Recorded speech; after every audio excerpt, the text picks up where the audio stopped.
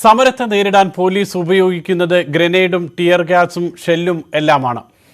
എന്നാൽ ഗ്രനേഡും ടിയർ ഷെല്ലും പലതരം ഉണ്ടെന്ന് സമരക്കാർക്ക് പോലും അറിവുണ്ടാകില്ല. സംസ്ഥാന സർക്കാരിൻ്റെ 1ാം വാർഷികത്തോടനുബന്ധിച്ച് കനകക്കുന്നിൽ സംഘടിപ്പിച്ചിരിക്കുന്ന എൻ്റെ കേരളം മെഗാ പ്രദർശനമേളയിലെ പോലീസ് സ്റ്റോളിലെത്തിയാൽ പോലീസിൻ്റെ പ്രതിരോധ സംവിധാനങ്ങളെക്കുറിച്ച് വിശദമായി അറിയാം. ഈ റിപ്പോർട്ടോടുകൂടി ഈ ബുള്ളറ്റിൻ പൂർണ്ണമാകുന്നു. ഇടവേളയ്ക്ക് ശേഷം അടുത്ത വാർത്തയുമായി ഗോപികൃഷ്ണത്ത്. നമസ്കാരം.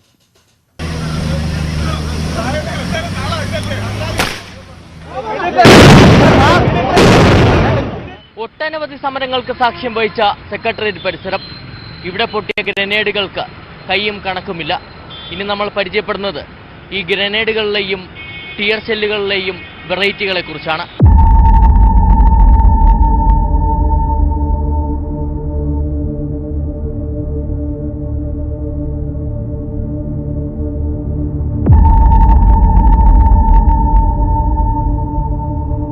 ഇരമ്പിയെത്തുന്ന സമരക്കാർ ബാരിക്കേഡ് മറിച്ചിടാൻ ശ്രമിക്കുമ്പോൾ ആദ്യം ജലപീരങ്കി പ്രയോഗിക്കും. അതിലും നിന്നില്ലെങ്കിൽ പിന്നെ ഇതൊക്കെയാകും.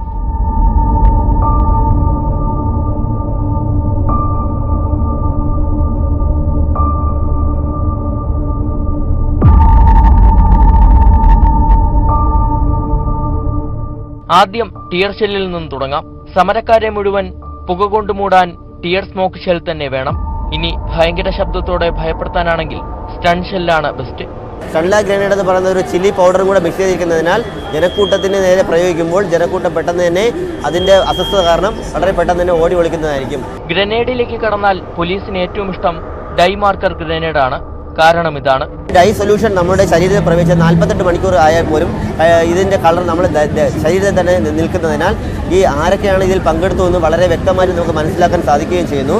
ജനക്കൂട്ടത്തെ പെട്ടെന്ന് ഓടിക്കാൻ ഉപയോഗിക്കുന്നത് സ്റ്റൺ ഗ്രനേഡ്. ഇനി അങ്ങനെയും ഓടിയില്ലെങ്കിൽ ഒറ്റ മാർഗമേ ഉള്ളൂ, അതായത് മുളക് പൊടി നിറച്ച സ്റ്റൺ ലെഗ് ഗ്രനേഡ്.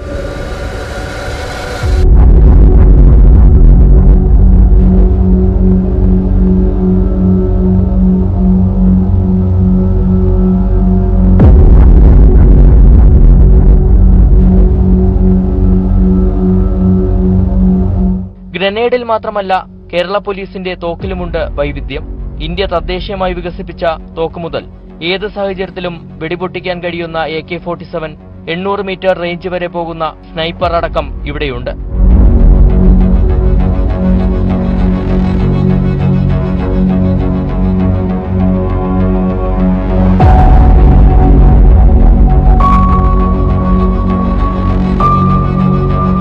ഇതെല്ലാം അറിഞ്ഞ സ്ഥിതിക്ക് സമരക്കാർക്ക് അല്പമൊന്ന് സൂക്ഷിക്കാം. വിപിൻ മുരളിക്കൊപ്പം SS ശരൺ, ന്യൂസ് 18, തിരുവനന്തപുരം.